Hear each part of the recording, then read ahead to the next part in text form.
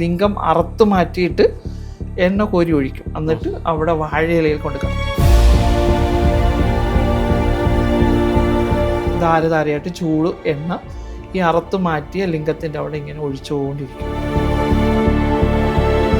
Okay, അത് ആൾക്ക് ജീവനുണ്ടെങ്കിൽ ആളെ തിരിച്ചെടുത്തുകൊണ്ട് വന്ന് ഇതേപോലെ ചൂടെണ്ണ ഇങ്ങനെ ഇട്ടിട്ട്, കുറേ പേര് മരിച്ചു പോവുകയാണ് ചെയ്യുന്നത്. കാരണം ലിംഗം അറുത്ത് മാറ്റിക്കഴിഞ്ഞാൽ പെണ്ണായിട്ട് ജീവിക്കുക, അല്ലെങ്കിൽ ഈ ഒരു ജന്മം വേണ്ട, ഞാൻ മരിച്ചു പോകട്ടെ എന്ന് പറയും ചെയ്തിക്കുന്നത്. അല്ലാതെ വെറുതെ പിടിച്ചിരിക്കുമല്ലോ, ഈ നൂലിട്ട് നല്ലപോലെ ടൈറ്റ് ചെയ്ത് ഭയങ്കരമായിട്ട് ആ വേദനയൊക്കെ അങ്ങനെയാണ് അത് അറുത്ത് മാറ്റുന്നത്. അത് കഴിഞ്ഞ് അത്രയും പെയിൻ അനുഭവിക്കേണ്ടി വരും. അത്രയും പെയിൻ അനുഭവിക്കണം. ആദ്യത്തെ കാലത്തെ സർജറികൾ എന്ന് പറഞ്ഞാൽ ഭയങ്കരമായിട്ടുള്ള ആചാരങ്ങളുടെ ഭാഗമായിട്ടുള്ള സർജറി. ദായമ്മക്കൈ എന്ന് പറയും. ദായമ്മക്കൈ. ഇത് സർജറി ചെയ്യുന്ന നിർവ്വാണം എന്ന് പറയും. ഇത് ലിംഗം സ്വന്തമായി അറുത്ത് മാറ്റിയവർ വരെ ഉണ്ട്. ഒരു ദിവസം സ്ത്രീയായിട്ട് ജീവിക്കണം. ഇത് കാണുമ്പോൾ അലർജിയാണ്. കാരണം നമ്മൾ സ്ത്രീയാണ്.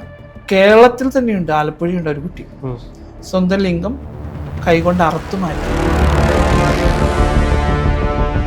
ഇവർക്ക് പ്രത്യേക ശക്തികളൊക്കെ ഉണ്ടാകുമെന്ന് പറയുന്നത് ശരിയാണോ?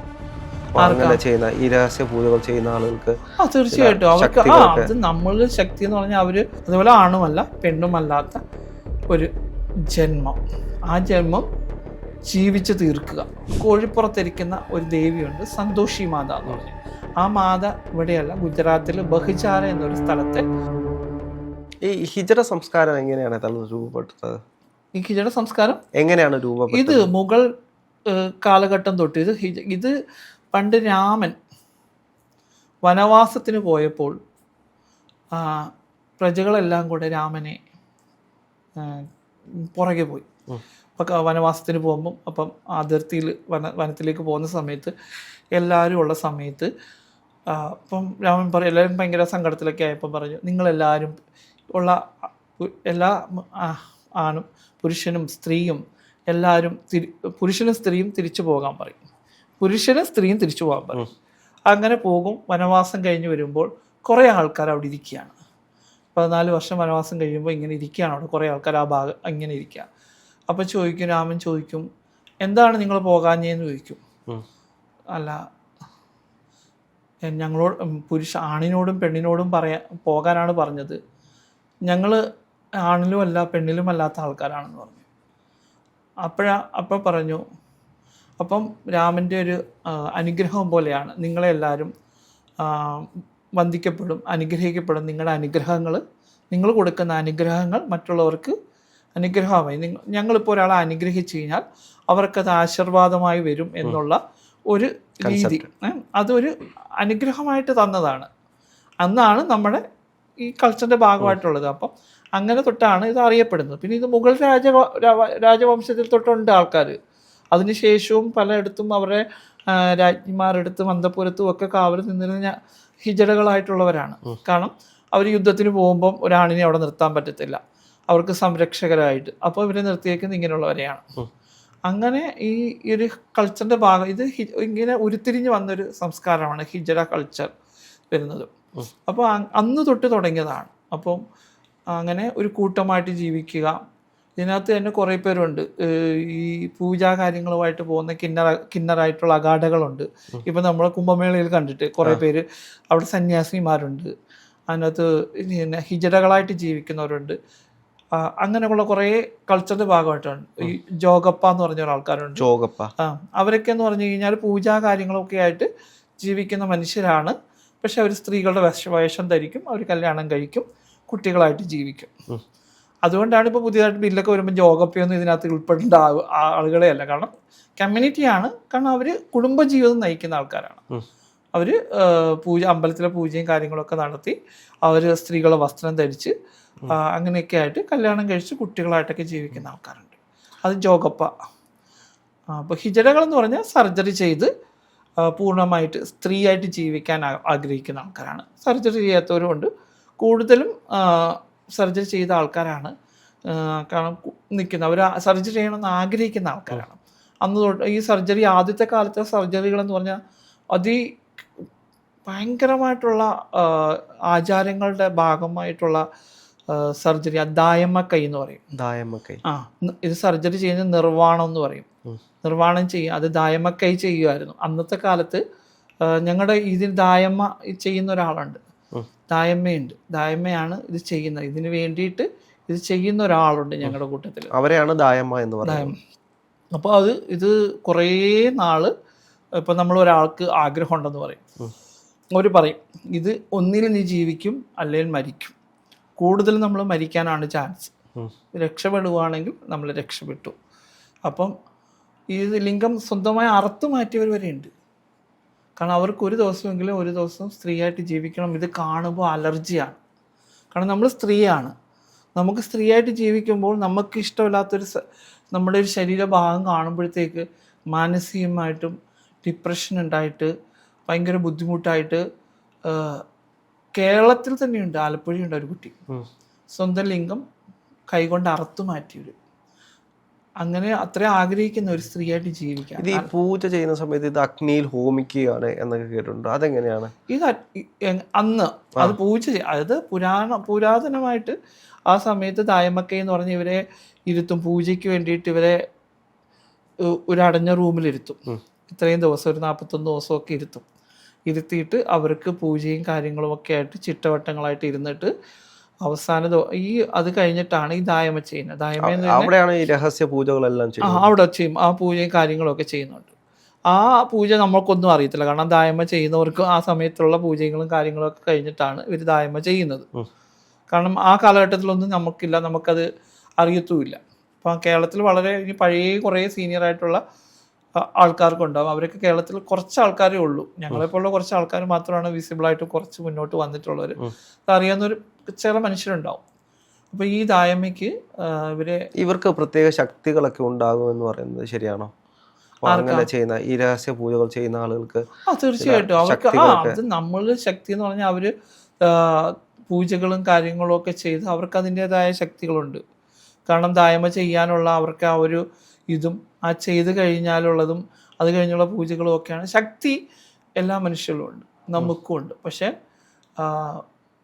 അർദ്ധനാരി സങ്കല്പത്തിൽ ഹിന്ദു ആചാരപ്രകാരം അർദ്ധനാരികൾക്ക് ഒരു ശക്തി ഉണ്ട് എന്നുള്ളത് തന്നെയാണ്. അത് ആരും അംഗീകരിച്ചാലും അംഗീകരിച്ചില്ലെങ്കിലും അതുണ്ടാവും. ഒരാൾ മനസ്സ് നൊന്ത് മറ്റൊരാളെ പറഞ്ഞു കഴിഞ്ഞാൽ ചിലർക്കത് കൊള്ളും. മനസ്സിലായി? അപ്പം അതിനേക്കാളും വേറൊരാളെ, ഞങ്ങളെപ്പോലുള്ള ഒരാളെ ശപിക്കാറില്ല. ഞാൻ ഒരാളെ അങ്ങനെ ശപിക്കാറില്ല.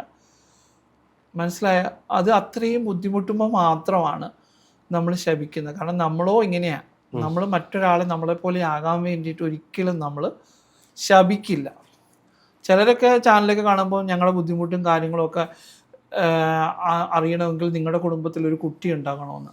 ഞങ്ങളാരും ആഗ്രഹിക്കുന്നില്ല അങ്ങനെ ഒരു കുട്ടി ഉണ്ടാകണമെന്ന്. നമ്മൾ അനുഭവിച്ച ബുദ്ധിമുട്ട്, നമ്മുടെ കുടുംബം അനുഭവിച്ച ബുദ്ധിമുട്ട്, സമൂഹം അനുഭവിച്ച ബുദ്ധിമുട്ട് നമ്മൾ ഓരോ ദിവസവും അനുഭവിച്ചുകൊണ്ടിരിക്കുന്നത്. ഒരു പൊട്ടയായിട്ടുള്ള ജീവിതം, പൊട്ടയെന്ന് പറഞ്ഞാൽ ഒന്നും അല്ലാത്ത പൊട്ടത്തേങ്ങ എന്ന് പറയുന്ന പോലെ പൊട്ടയായിട്ടുള്ള, പൊട്ടകൾ എന്നാണ് ഞങ്ങൾ വിളിക്കുന്നത്. ഞങ്ങളുടെ കൾച്ചറിൽ വിളിക്കുന്നത് പൊട്ടകൾ എന്നാണ്. ഇപ്പോൾ എല്ലാവരും ഞാൻ സ്വന്തമായിട്ട് സ്ത്രീയാണ്, ഞാൻ സർജറി കഴിഞ്ഞെല്ലാം സ്ത്രീയാണെന്നൊക്കെ പറയുമ്പോൾ കൾച്ചറിൻ്റെ ഭാഗമായിട്ടാണ് ഞാൻ ഇത് പറയുന്നത്. അല്ലാതെ തന്നെ കേരളത്തിലുള്ള കമ്മ്യൂണിറ്റിയെല്ലാം കൂടെ എന്നെ വന്നിട്ടിരിക്കാറില്ല. പൊട്ടകൾ എന്ന് പറഞ്ഞാൽ പൊട്ട ജന്മം എന്ന് വെച്ചാൽ നമ്മൾ പൊട്ടത്തേങ്ങ എന്ന് പറയത്തില്ലേ, അതുപോലെ ആണുമല്ല പെണ്ണുമല്ലാത്ത ഒരു ജന്മം. ആ ജന്മം ജീവിച്ച് തീർക്കുക.